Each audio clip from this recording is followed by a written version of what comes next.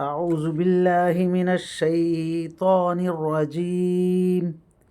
بسم الله الرحمن الرحيم.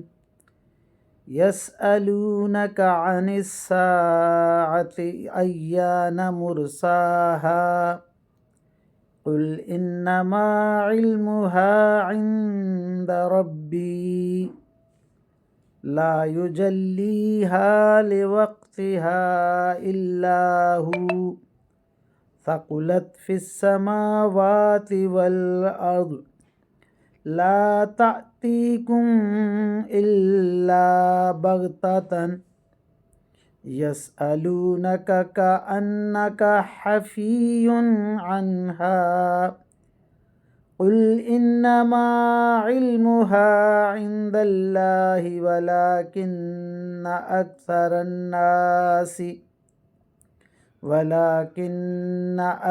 الناس لا يعلمون. آمنت بالله صدق الله مولانا العظيم وصدق رسوله النبي الكريم ونحن على ذلك من الشاهدين والشاكرين والحمد لله رب العالمین۔ ابھی آپ کے سامنے سورہ الاعراف کی آیت نمبر 187 کی تلاوت کی گئی۔ انشاءاللہ کچھ ہی دیر بعد عزت مآب راؤ شاہ نواز صاحب اس آیت کا ترجمہ، تشریح اور تفسیر بیان فرمائیں گے۔ اللہ تعالیٰ سے دعا ہے کہ ہمارا پڑھنا اور آپ لوگوں کا سننا اللہ تعالیٰ قبول و منظور فرمائے اور اس پر عمل کی توفیق عطا فرمائے، آمین یا رب العالمین۔ اعوذ باللہ من الشیطان الرجیم، بسم اللہ الرحمن الرحیم۔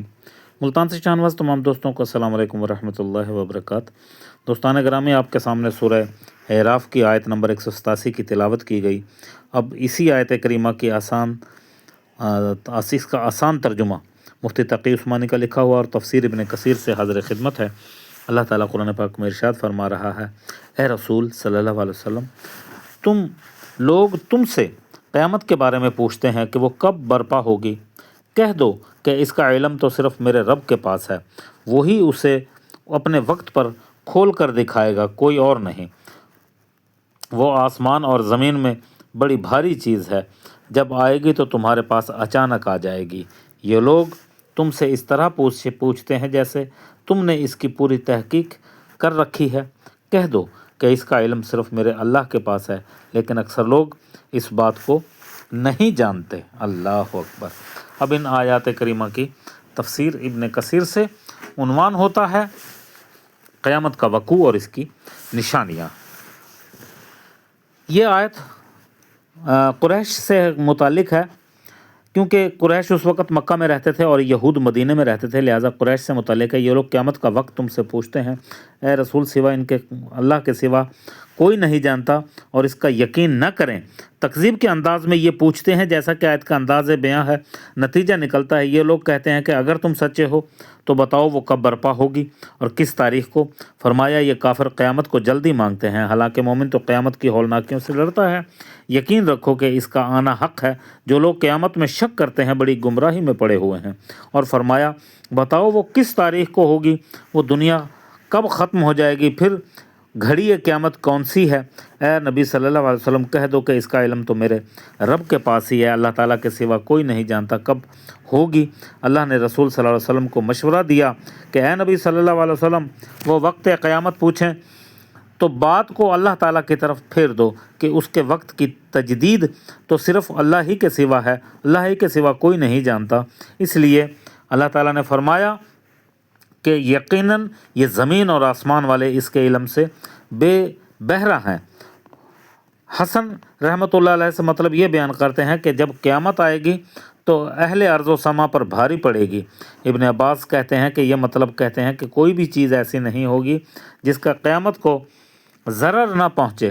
آسمان پھٹ جائے گا، ستارے ٹوٹ جائیں گے، سورج تاریک ہو جائے گا، پہاڑ اکھڑ جائیں گے۔ اللہ تعالیٰ نے جو کچھ کہا ہے وہ سب ہوگا۔ آسمان والوں کو بھی اس کا علم نہیں، جیسا کہ اللہ تعالیٰ نے فرمایا کہ اچانک آئے گی، لوگوں کا اس کا گمان بھی نہ ہوگا۔ حضور علیہ الصلوۃ والسلام نے فرمایا قیامت اس وقت تک نہیں آئے گی جب تک وقت سورج مغرب سے طلوع ہو۔ اللہ اکبر۔ کافر یہ عجیب بات اور اس کی پیش گوئی کی صداقت دیکھ کر ایمان لائیں گے، لیکن کسی کو بھی اس وقت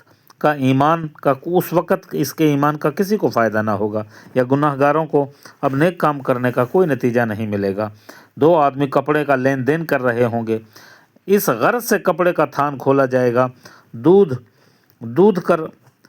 دو کر پیا بھی نہ ہوگا، لوگ پینے کے پاس پانی کی ٹنکی صاف کر رہے ہوں گے اور نوالا منہ میں اور ہاتھ میں ہوگا، اور اچانک قیامت برپا کر دی جائے گی۔ اللہ اکبر، اللہ اکبر۔ جیسا کہ پروردگار نے فرمایا قیامت کا راز تم سے اسے ایسے پوچھتے ہیں گویا تم ان کے بڑے بھائی ہو، بڑے دوست ہو، اس انداز میں پوچھتے ہیں گویا قیامت کی تاریخ کا وقوع کا تمہیں علم ہے، اللہ کے سوا اس کو کوئی نہیں جانتا، اس کا علم اللہ تعالیٰ کے سوا کسی کے پاس نہ ہے۔ اللہ تعالیٰ اس راز کو مقرب ترین فرشتے یا اپنے کسی رسول سے بھی ظاہر اللہ پاک نے نہیں کیا۔ فتادہ رضی اللہ تعالیٰ کہتے ہیں قریش حضور علیہ الصلوۃ والسلام سے کہتے تھے کہ ہمارے درمیان تو رشتہ داری ہے، ہمیں تو بتا دیجیے قیامت کب آ رہی ہے۔ چنانچہ اللہ تعالیٰ نے یہ آیت اتاری کہ کہہ دو کہ اس کا علم فقط اللہ کے پاس ہے۔ اللہ اکبر، اللہ اکبر۔ وآخر دعوانا ان الحمد للہ رب العالمین۔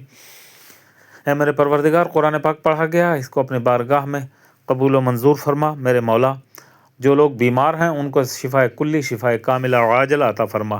یا اللہ میری دعاؤں کو قبولیت کی منزل تک پہنچا دے۔ وآخر دعوانا ان الحمد للہ رب العالمین۔